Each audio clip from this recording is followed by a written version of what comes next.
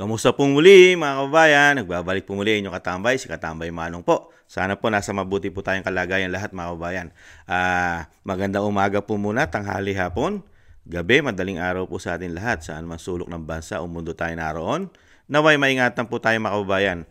Umpisahan na po natin mga katambay. Komentuhan po natin ito pong pahayag po ng palasyo mga katambay sa pangunguna po ng bago pong PCO, Undersecretary o USEC na si Claire Castro mga tambay, ay sinagot po niya. Alam naman po natin, ang Malacanang talaga pong lahat po ng sasabihin po ng mga Duterte dahil doon lang po yata sila nakatutok ngayon sa mga Duterte, pati po ang mainstream media.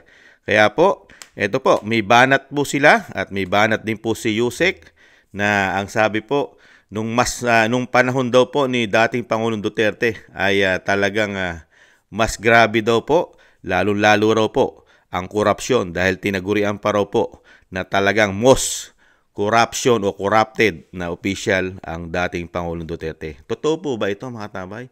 Na siya, mga tambay? At ano po ba yung mga kinurap ng dating Pangulong Duterte mga kababayan? Napatunayan po ba? Hindi po katulad sa panahon natin ngayon, magtatatlong taon pa lang sila o 3 taon. Grabe po ang nangyayari po sa ating kaperahan mga kababayan. Pero kailangan po kasi nilang ilihis mga tambay. Pakinggan po natin ang pahayag po ng Malacanang sa pangunguna po ni Yusek Claire Castro. We just get your reaction on the recent pronouncement of Vice President Sara Duterte that in an indignation rally in Cebu, she said na may karapatan ng mga Pilipino na magalit sa gobyerno, ma'am. Unang-una, nakakalungkot po na mula sa pangalawang pinakamataas na leader ng bansa ay mukha pang nag-i-encourage siya sa mga tao na magalit sa gobyerno.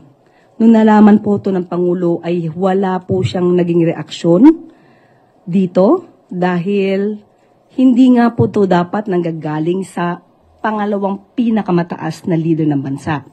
Bakit naman hindi po pwedeng manggaling sa pangalawang pinakamataas na nanunungkaw lang sa bansa, attorney?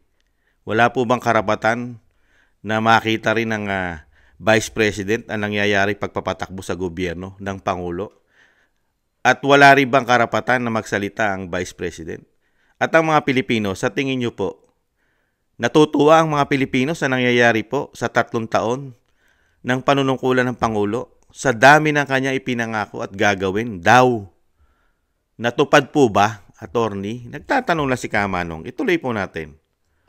Ang tanong lamang po, nung panahon ba ng kanyang ama, nagsabi rin po ba siya na maaari po kayo magalit? Lalong-lalo na po, nung ang kanyang ama ay nabansagan at nabigyan po at kinilala bilang most corrupt noong 2017. Matatandaan niyo po ba yun? Nung,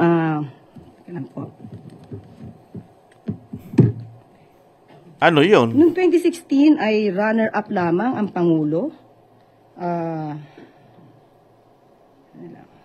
Ito.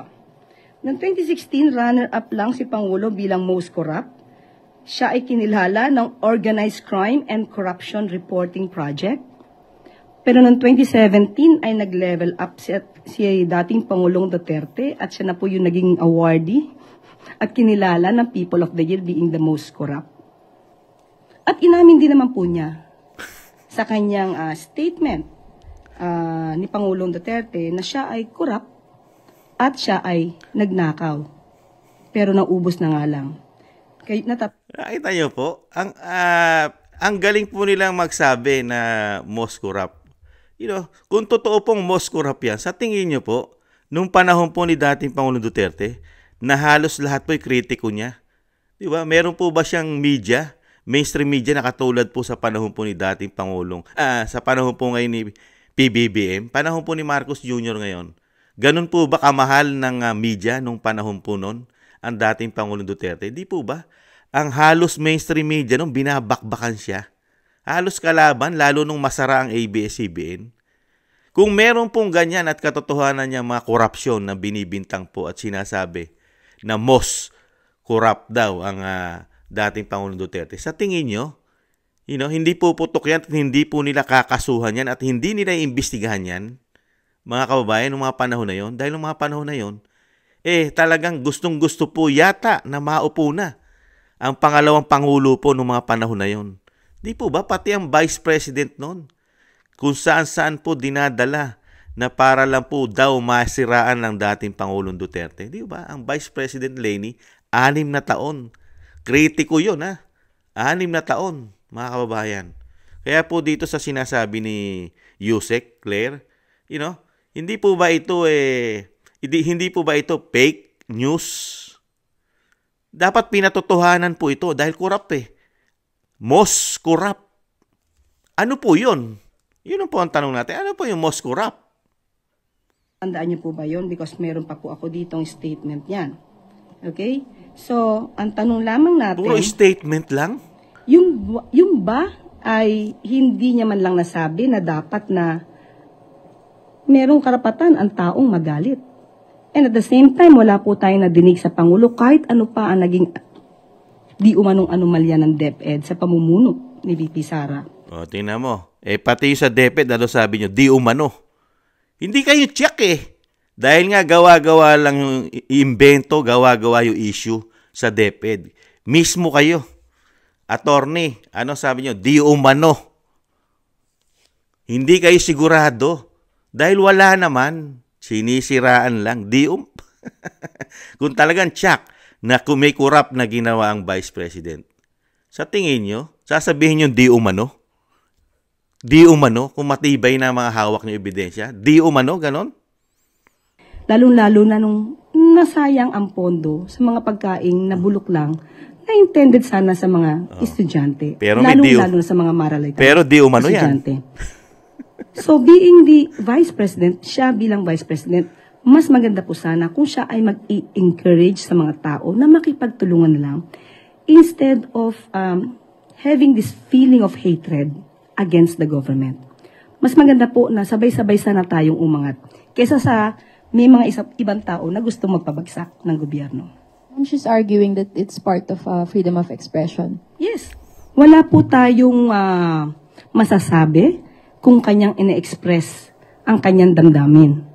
Pero bakit naman ngayon lang? Mas marami naman din pong nangyari nung panahon ng kanyang ama. So parang ang pag-encourage po ba niya na magalit ang tao, meron po ba itong link doon sa sinasabing destabilization? At pinapatong ko lang palagi na ang taong bayan ay dapat nang kumilos laban sa gobyerno. Para updated, narinigan niyo po ba ang Vice President na talagang, nagsasabi na mag-aklas na at talagang lumaban na sa gobyerno? Narinigan niyo po ba ang Vice President sa mga statement niya? Mga tambay, ano po ba lagi sinasabi ng Vice President? Nung huli, di ba? Nanganganib ang kanyang buhay. Di ba? May banta sa kanyang buhay. Kahit sabihin po na may banta sa buhay ng Vice President, siya po ba'y nagsalita para mag-aklas na mga Pilipino? Di po ba hindi? Attorney? Sa tingin nyo, kung ang Vice President ay nangunguna na para sa pagpapabagsak ng gobyerno, sa tingin nyo, hindi mag-aaklas ang Pilipino? Hindi nga Hindi pinangungunahan ng Vice President yan. Di ba? Trabaho siya ng trabaho, nagtatrabaho siya. Sinusuyod niya ang bansa. Pinupuntahan niya mga Pilipino sa mga probinsya, kasulok-sulukan ng bansa. At yung sinasabi nyo na hindi nagsasalita ang Vice President, bakit hindi nagsasalita noong panahon na ang kanyang ama ang nanunungkulan? Bakit? Ang mga Pilipino ba dismayado? Dismayado ba ang mga Pilipino noong panahon ni dating Pangulong Duterte? Sino po ba ang dismayado noong panahon ni dating Pangulong Duterte? Sino po ba? Yung grupo, kauna-unahan po, grupo na CPP, NP, NDF, ang dismayado. At hindi nila gusto ang ginagawa ni dating Pangulong Duterte. Ang mga CPP, NP, NDF, mga terorista. Yan po ang mga nagrereklamo. Di ba? Kaya nga galit na galit yan. Meron pang pinauso na red tagging yan Di po ba? Dahil sila yung naapektuhan. Dahil sila yung lumalaban sa gobyerno. Di ba? Ano pa? Sino po ba ang mga naapektuhan? Di ba mga kriminal? kriminal, mga drug lord, drug addict na ayaw magbago. Nadismaya ba ang mga Pilipino, attorney? Na nakita ng mga Pilipino, milyon-milyon ha? Milyon na nagpaparehab sa panahon ni dating Pangulong Duterte. At madidismaya ba ang mga Pilipino na nung magkaroon tayo ng pandemya, hindi kami namatay? Hindi kami nagkamatay. Mas marami pang namatay doon sa mga bansa na mayayaman na merong na-produce na gamot. At nag-lockdown ang bansa. Nag-lockdown na. Nang how many times nagbigay ng suporta. Walang trabaho. Pero hindi kami nagutom. Pero ngayon, bakit kami nagugutom? Walang pandemya. Dahil sa mga pangakong hindi nagawa. Di ba yan ang sinasabi ng Vice President? Tanungin nyo ang mga politiko. Ano ang nagawa nila? Yung mga promises nila. Nagawa ba ng mga politiko ang mga pangako nila? Kaya nga nadidismaya. Pati ang Vice President. Dismayado sa mga pangako ng Pangulong Marcos. Attorney. At yung sinasabi nyo korupsyon. Nasaan ang mga korupsyon? Most corrupted. Official. Pinaka-corrupt. 2016 at 2017. Ano yun? Nasaan yung mga corrupt? Ano yun? Ano yung mga ninakaw ni dating Pangulong Duterte? Ano yun mga nakorap sa gobyerno? Dapat pinalabas nyo. Hindi katulad ngayon, napakaraming lumalabas na corrupt issue tungkol sa pera. Katulad nito, paano natin paliliwanag yan? Yan ay lumabas na yan. Totoo yan. At karamihan dyan ay issue na at pinag-uusapan na sa Korte Suprema. Di po ba mga kababayan? Na hindi nyo nga masagot. Hindi nyo masagot kung nasaan na ang pinagbilan ng ginto at sino ang bumili ng ginto. Di po ba, attorney? Sino po ba ang maraming issue ng korupsyon na merong figure, may numero? Totoo. Di ba? Totoo. Hindi katulad ng kay dating Pangulong Duterte. Sa dami na sinasabi nyo nga, pinaka-kurap noong 2016 at binigyan pa ng award noong 2020, noong 2017, nasaan yung mga kinurap? Ano yung mga kinurap? Napatunayan ba yung mga kinurap? Samantalang ito, 3 taon pa lang, nakita po natin dahil kaya nga kasi hindi mo masasabing kurap ang Pangulong Marcos kasi wala naman nag-iimbestiga. Real talk. Kaya po matapang na magsalita ang Malacanang kasi wala naman ni isa iniimbestigahan. Di ba? Naglakas loob lang po ang dating Pangulong Duterte dahil hindi niya na matiis ang nangyayari sa ating bansa. Kaya naglakas loob siya dahil grabe na ang ginagawa kung hindi magsasalita. Ang dating Pangulong Duterte, tuloy-tuloy lang po nilang gagawin ang ginagawa po nila. Lalo po sa institusyon ng Kamara at Senado na ang pondo po natin ay kontrolado nila. Katunayan, yan po ba ay fake news? Na ang ginawa ng 2025, national budget natin, itong 2025, ay magkaroon ng isang damukal na blanco. At tapos, biglang may sumulpot na 241 billion. Mga kababayan, fake news. Hindi totoo. Sa tingin nyo, magagalit ba ang tao dyan o matutuwa? Attorney, matutuwa ba tao o magagalit? Di po ba magagalit? Kahit hindi nagsasalita ang Vice President, galit ang tao. At may pumutok pa rin na nung i-impeach ang Vice President, may money involved na hindi raw bababa sa 100 million to 200 million ang isang congressman na pipirma rito. Fake news po ba yan? Eh may mga na-congressman nagpatotoo? Attorney? Di po ba? At fake news din po ba ang mga issue ng pera ng taong bayan? Hindi po ba, hindi po ba korap ito? Na meron pong ginto na hindi maipaliwanag kung nasaan at sino bumili at bakit binenta? Ano pinaggamitan? At magkano pinagbilan? Di po ba? Ba't hindi maipaliwanag ng isang USEC? Di po ba? At hindi rin po maipaliwanag yung pagkuha po ng pera daw ayon sa dating Pangulong Duterte, itong GSIS, 62 billion mahigit ang nakuha. SSS, 62 billion. LDP, 62 billion. DBP, 62 billion. Mga tambay. PDIC, 117 billion. PhilHealth, issue na ito sa pinag-uusapan na sa Supreme Court. 89 billion ang pinag-uusapan diyan. Flood control, hindi bababa sa 500 billion. Maharlika Investment Ban, ano na nangyari diyan? Di ba? At ang investigasyon sa flood control, yun nga. Ano na nangyari diyan sa flood control? Walang investigasyon. Kaya wala pong mabanggit. Wala pong masabi, mga tambay. Ang Pilipino, wala na po silang masabi at mabanggit sa saloobin natin. Ano po ang saloobin natin? Nagagalit na ang mga Pilipino. Di ba? Galit ang Pilipino.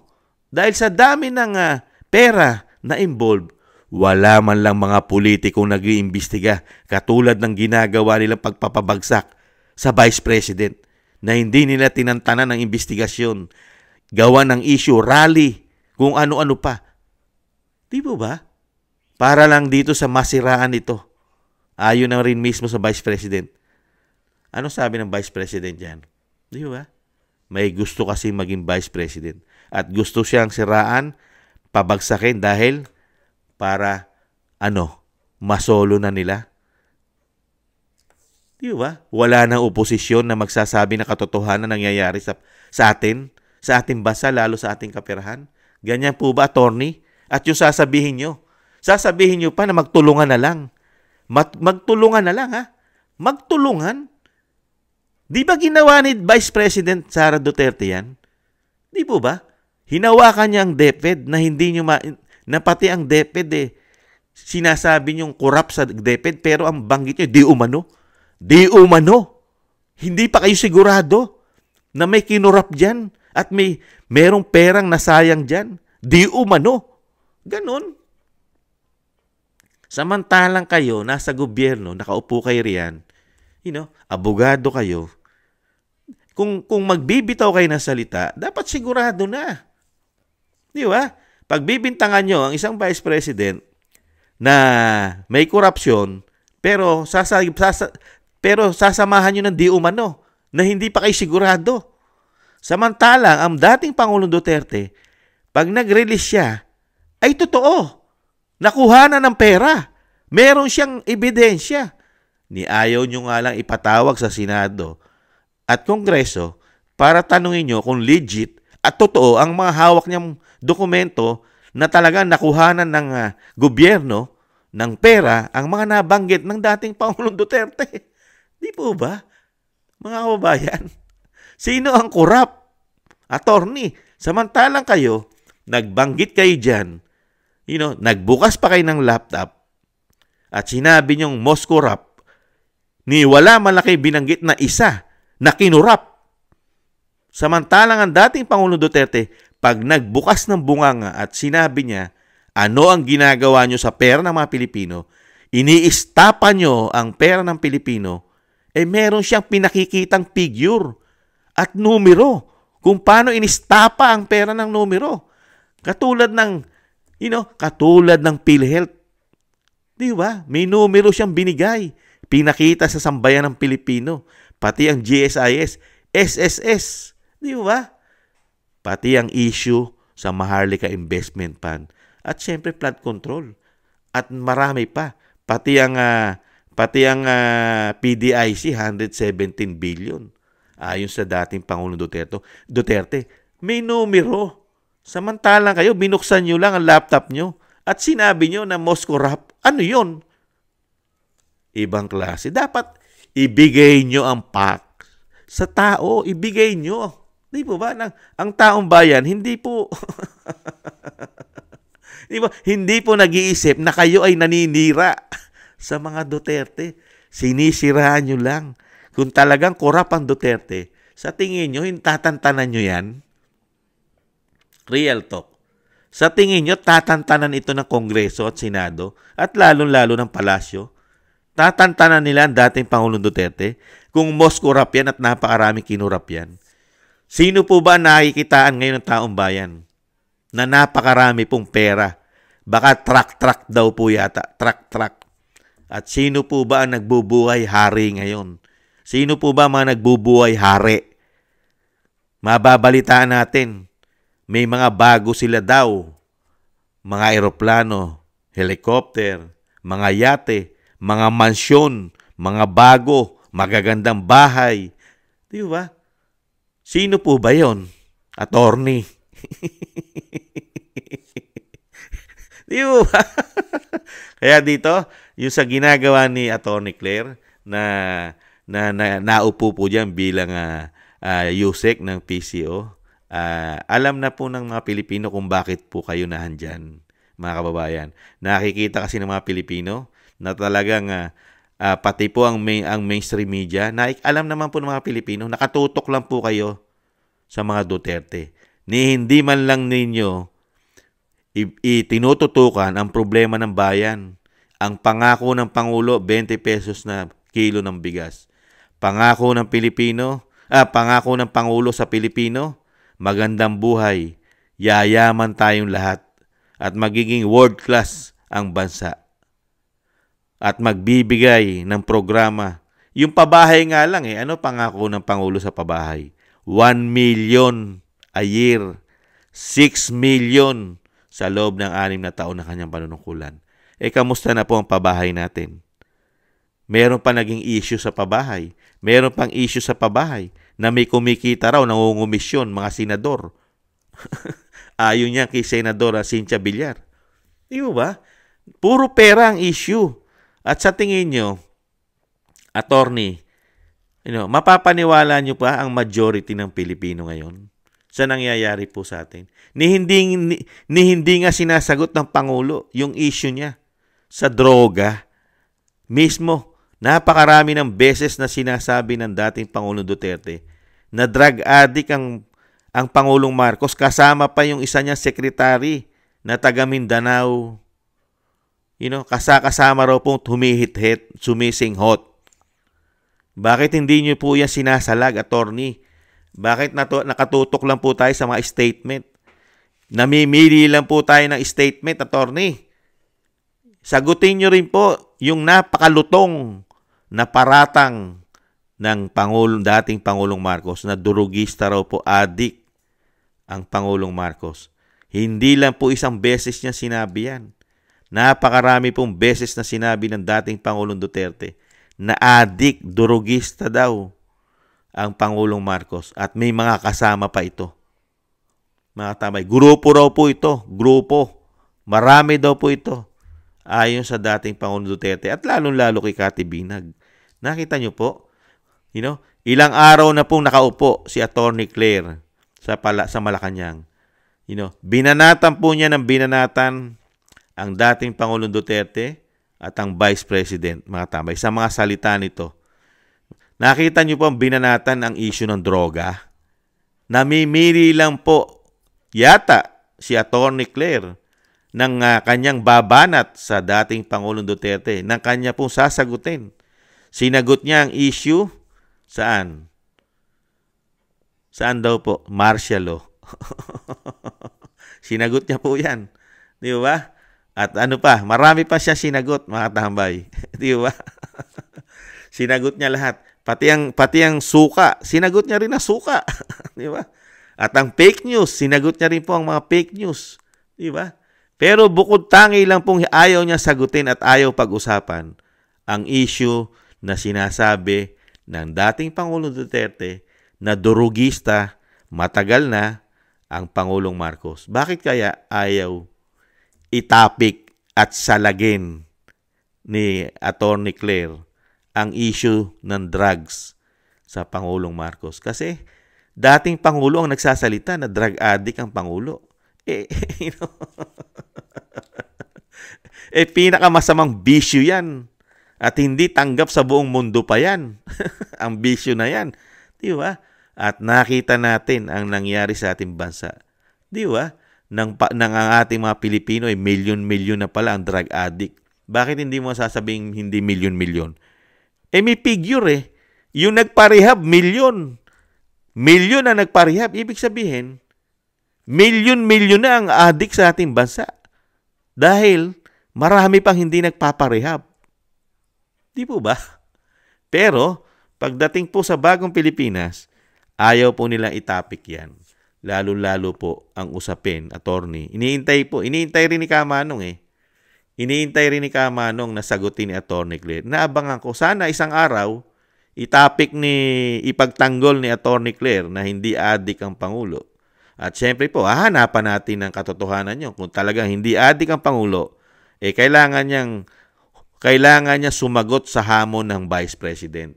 Sumagot siya sa hamon ng Vice President live.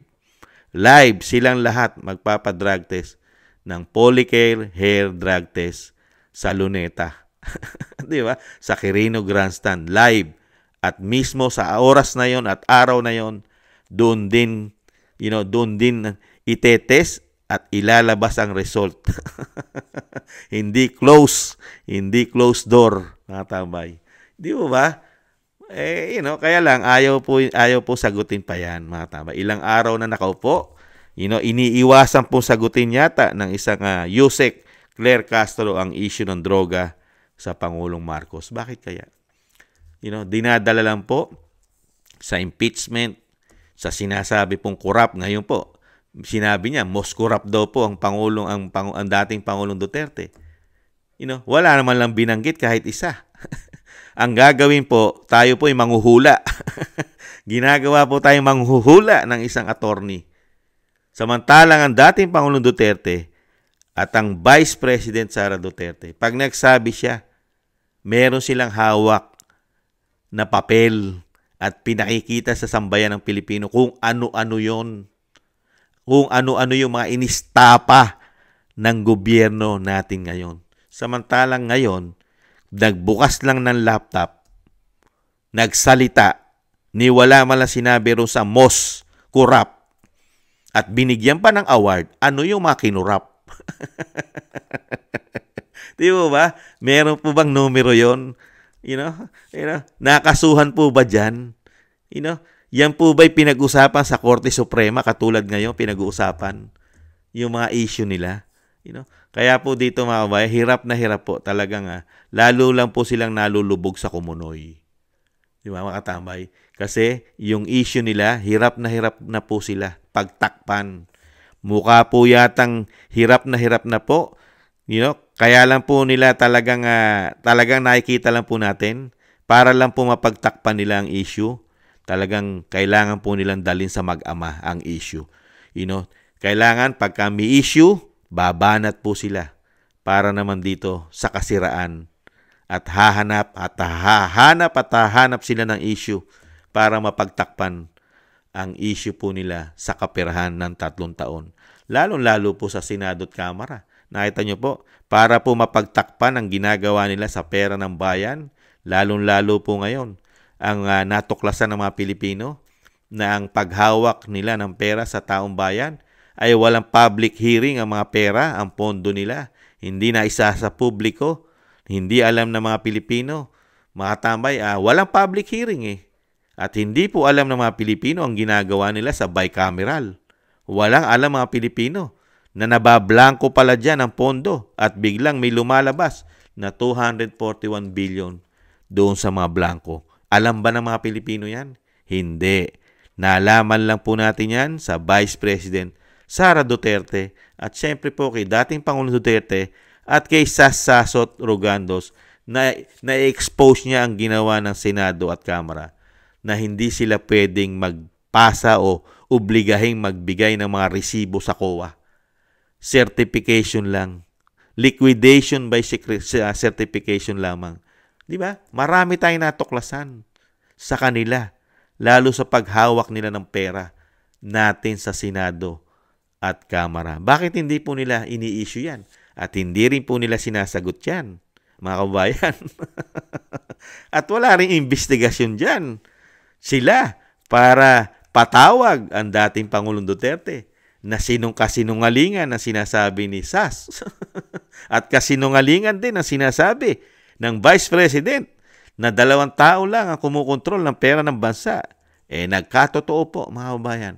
Nagkatotoo ang sinabi ng Vice President. Kontrolado nga nila ang pera ng bayan mga kababayan. Ganyan po sila katindi. Kaya dito mga tambay, kaya po dito hindi po mawawalan ng content. Hindi po mawawalan ng content si Kamanong sa gobyernong ito, mga kababayan. Kasi napakarami po nila na sinasabi na hindi naman po nila pinatotohanan. Di ba?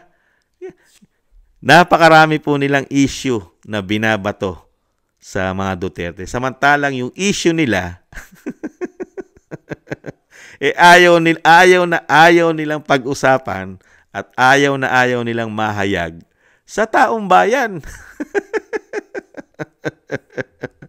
At saka ba nakakita na makipagtulungan na lang daw po ang Vice President sa gobyerno. At kisa raw nagsasabi na stress. Sino ba hindi ma-stress sa gobyerno natin ngayon? Sige nga. Palibasa sila, hindi sila naghihirap. Hindi sila mahirap.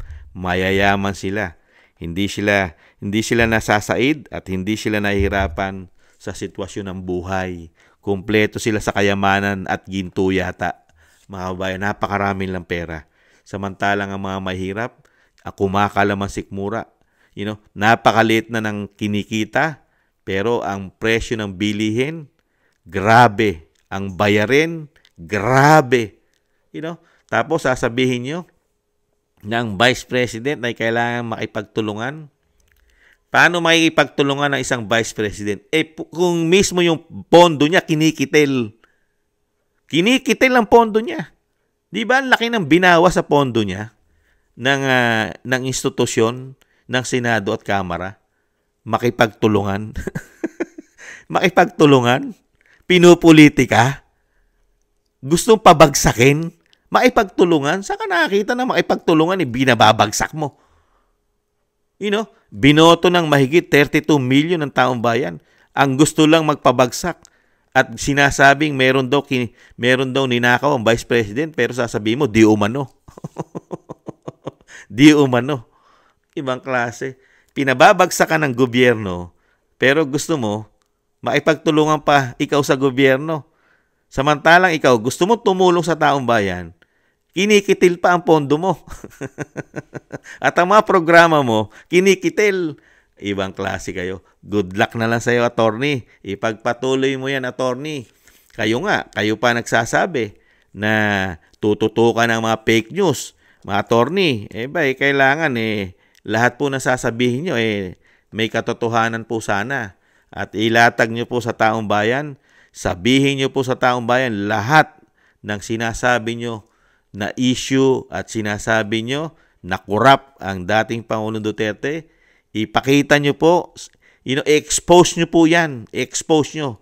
Dahil nga po, ano ang mga kinurap ng dating Pangulong Duterte nang ito ay madala o mapag-usapan na sa korte. Dahil napakarami palang kinurap. Di ba mga kabayan? Maraming salamat po sa nakagusto po ng ating tambayang mga kabayan sa YouTube at TikTok mga kabayan. At syempre po, iintayin natin ang mga issue po ng korupsyon, mga estapa na ginawa raw ayon mismo sa dating Pangulong Duterte. Hintayin po natin ang sagot ng Korte Suprema dyan, mga kababayan. Maraming salamat po sa mga nakagusto po sa YouTube at TikTok, mga tambay. At syempre po sa mga nagko-comment, like, share, and subscribe. Maraming salamat po. Ingatan nawa mga kababayan. Tiis-tiis lang po. Bye-bye!